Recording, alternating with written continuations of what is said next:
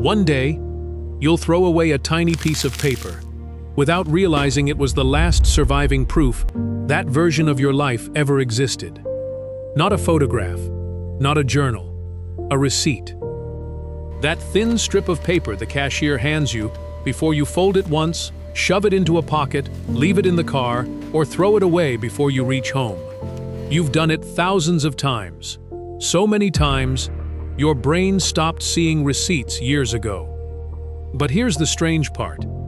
That little piece of paper has quietly recorded more truth about your life than most people who know you. And almost nobody ever reads it. Not really. You glance at the total. Maybe check the change. Then move on. But a receipt isn't just a total. It's a timestamp, a record of the exact person you were for the few minutes you walked through that store, making decisions you didn't even realize you were making. And once you notice what it's recording, it's difficult to look at one the same way again. Because a receipt isn't keeping track of what you spent. It's keeping track of how you lived. One line says eggs. Another says bread. Another says coffee. Ordinary words. But together, they begin telling a story. You paid 40 cents more for the eggs than you did a year ago. You almost switched to a different brand, but didn't. Maybe because you'd bought that same one for years. Maybe because it reminded you of home. Maybe because habit is stronger than reason. Then there's the chocolate bar waiting beside the register. You weren't planning to buy it. You didn't need it. But after a long day, you reached for it anyway. Nobody watching that moment would think it mattered. The receipt disagrees. It remembers every tiny decision, even the ones you forgot before you reached the parking lot. And that's only the beginning. Because receipts don't just remember people. They remember entire worlds. Think about this. When prices rise, almost nobody notices the day it happens. An extra 50 cents doesn't feel like history. An extra dollar barely interrupts your morning. You sigh. You tap your card, and life goes on. Then it happens again, and again, and again. By the fourth shopping trip, your memory quietly adjusts. The old price disappears. The new one becomes normal. No announcement, no headline, no dramatic moment. Just a slow rewriting of reality. That's why someone holding a grocery receipt from 10 years ago isn't simply holding a shopping list. They're holding evidence from a version of the world that no longer exists. The bread really was that cheap. Milk really cost that little. That snack really did exist before it quietly disappeared forever. History didn't vanish overnight. It faded, one receipt at a time. Economists have a name for the way humans experience this. They often compare it to the famous story of the boiling frog.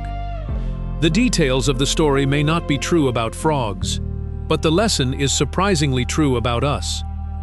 Sudden change shocks us. Gradual change becomes invisible. Double the price overnight. People protest, raise it a few percent every year, and eventually, nobody remembers where they started. The remarkable thing isn't inflation. It's memory, or rather, how unreliable memory becomes when change arrives quietly, which leads to another strange discovery. There are people who keep receipts, not because they're accountants, not because of taxes, simply because one day they found an old receipt tucked inside a book. And suddenly, an ordinary Tuesday came rushing back. I remember buying this before visiting my father. I bought these flowers the day my daughter graduated. I forgot this restaurant even existed. A receipt doesn't preserve emotions, but somehow, it unlocks them. It's like finding the key to a room in your own mind that you forgot was there. And that's when receipts stop looking like paper. They start looking like diaries. Only they're written in a language nobody notices. Because unlike photographs, receipts aren't posed. Unlike journals, they're never edited. Unlike social media, They're never curated. Nobody tries to impress a receipt. Nobody performs for it. It simply records what happened. When an ordinary day met an ordinary shelf, which raises an uncomfortable question. If someone wanted to understand who you really were, would they learn more from your diary or from 3 years of your receipts? A diary tells the story you wanted to tell yourself.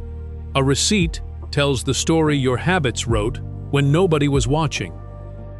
One records intention, the other records behavior, and those aren't always the same thing. Look through enough receipts, and patterns begin appearing. What stayed in your basket even when money became tight? What quietly disappeared? Which comforts survived? Which luxuries didn't? What became more important? What stopped mattering? Without saying a single word, your receipts can reconstruct the economic story of your household more honestly than most conversations ever could. Maybe that's why we ignore them. Not because they're boring, because they're almost too honest. A grocery list tells you what you hope to buy. A receipt tells you what actually happened after hunger, mood, convenience, temptation, and budget all argued with one another. That's a very different story. And perhaps the strangest part of all, somewhere in a landfill today, millions of tiny paper records are slowly disappearing, each one preserving the exact cost of ordinary life, on one exact day, in one exact place, for someone who will never think about that moment again. Not because it wasn't important, but because nobody realized it was history while it was happening. Maybe that's always how history works. We imagine it being stored in museums, behind glass, inside monuments, written into textbooks. But most of it never gets that far. Most of it travels home in shopping bags, sleeps inside wallets, gets forgotten in kitchen drawers, then quietly disappears with the trash. And perhaps that's the greatest irony. The most honest archive of an ordinary life was never hidden. It was handed to us at the checkout counter.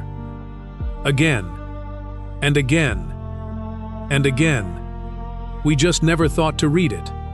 Maybe the easiest way to see how much the world has changed isn't to read a history book. It's to find the oldest receipt you still own and compare the price of one ordinary thing. Milk, bread, eggs. Because history doesn't always announce itself. Sometimes, it hides in the smallest numbers.